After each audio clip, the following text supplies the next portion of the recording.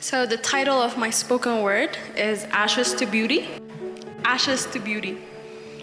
The first thing you would notice is this skull, a permanent frown on my face to hold off your distance. Please hold back your grand gestures, this phony display of your niceness, teasing to melt my resistance. You see, I am not ready to make nice, to trust you have the best intentions in mind, that I should let my guards down and invite you in with a smile. It's not that I simply don't want any friends or build this beautiful never-ending tie to intertwine us into some sort of oneness, but I have sadly learned from experience that these beautiful ties never last. No, don't look at me like that. Like you understand, like you and I are somehow connected in the sad reminiscence of our past. You don't understand, and we are not the same. What do you know about broken families, shattered dreams, and cleft wings? It gets claustrophobic inside of my heart to make room for anyone else's presence, and I lost some sort of closeness. Nights like this, I pray for things to be grateful for perfect test scores I did in your name, that I may become good enough for love that I am inherently entitled to. For the two houses, broken pieces of a home, each tore me to pieces that will never fit to be whole. For friends I cannot master, to fully trust that they too will not go. So now you see, you don't get it. But he does. Christ came to heal the brokenhearted and put a smile on my face, my permanent frown, always calling face. His grace was perfected in my infirmity, that I should simply become whole and embracing the identity he freely gave to me. I didn't have to jump through hoops to become deserving of his unconditional love.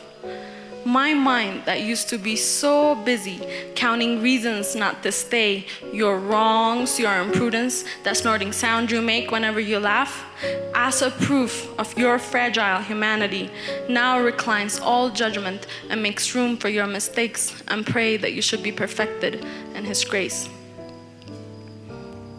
I'm grateful for the journey, this bittersweet process of being transformed in his likeness, yet I'm a work in progress. A love beyond all measure overflows through the dark alcoves of my heart down to your feet. My smile projects his loving face, and my eyes are finally able to see you the way he does, and you're beautiful. Now I hope you understand that I'm even grateful of my broken past. My cleft wings have not hindered me from flying. My dreams are finally assembling into place, and my family is happy and whole in his house.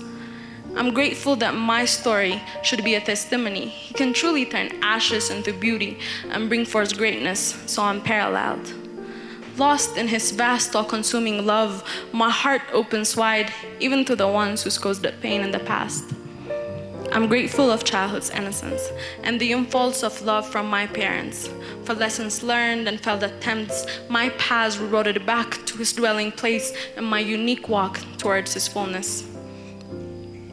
I'm grateful for the ones who are here to stay and the ones who took a stop on my doorway only for a moment. Days like this, I'm ever so grateful. My heart has learned to make room, yet not feel vacant in your leave, content in her Savior's everlasting embrace. Now the first thing you would notice is my smile, the way my eyes light up, catching vision from his sight, and the serene repose in truly knowing that the weave of his love is never ending, engulfing the hazy gloom of these thought patterns. It's like a light bulb switched on in my head, like I've been staring at the sun for days to be blinded to the trivialities of this world. And at the risk of sounding like a hopeless romantic, it's when you know that you know that you know you can never do anything to make him love you less. It's when you know that you know that you know that there isn't anything he can't fix. Not fix, I mean transform. I mean to transfer his form to your brokenness, for your image to be retouched with grace, and you're the splendor of his face, beauty he sprung out of the ashes. And yes, you're the splendor of his face, beauty he sprung out of the ashes.